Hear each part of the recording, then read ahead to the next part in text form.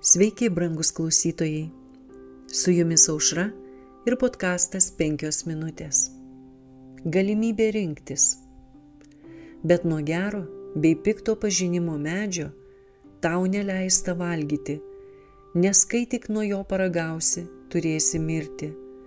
Pradžios knygos 2 skyriaus 17 eilutė.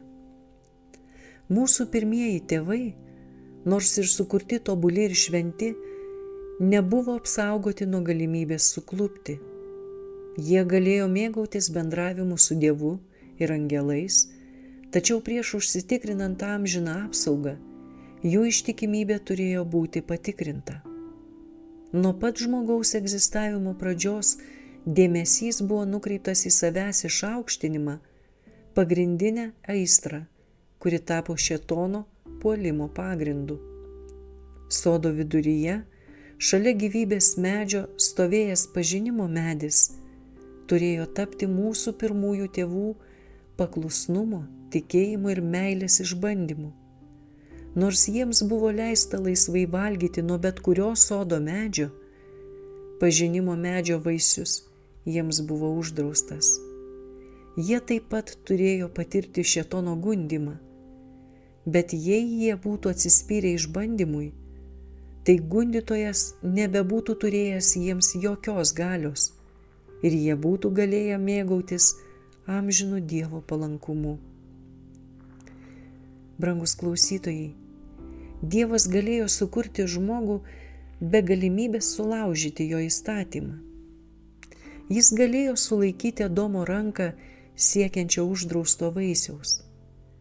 Tačiau tokiu atveju žmogus būtų paprasčiausias robotas, o ne laisva, protinga būtybė, be pasirinkimo laisvės, o jo paklusnumas būtų ne laisvanoriškas, o priverstinis. Nebūtų buvę jokio charakterio vystymosi. Žmogus jau nebebūtų protinga asmenybė, o šėtonas taip būtų įrodęs savo kaltinimus Dievui dėl jo egoistiško viešpatavimo. Dievas sukūrė žmogų teisų. Jis davė jam kilnius charakterio bruožus, be jokio polinkio į blogį. Jis apdovanojo jį intelektualiniais sugebėjimais ir galia išlikti paklusniais. Amžinosios laimės sąlyga buvo tobulas ir nenutrūkstamas paklusnumas. Tik su tokia sąlyga jis galėjo turėti priėjimą prie gyvybės medžio. Tol, kol jie išliko ištikimi, jų sugebėjimas žinoti, džiaugtis ir mylėti galėjo vis labiau augti.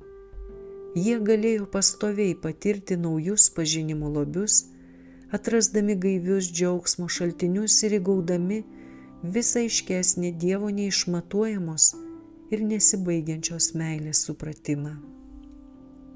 Su jumis buvo podkastas 5 minutės ir Aušra.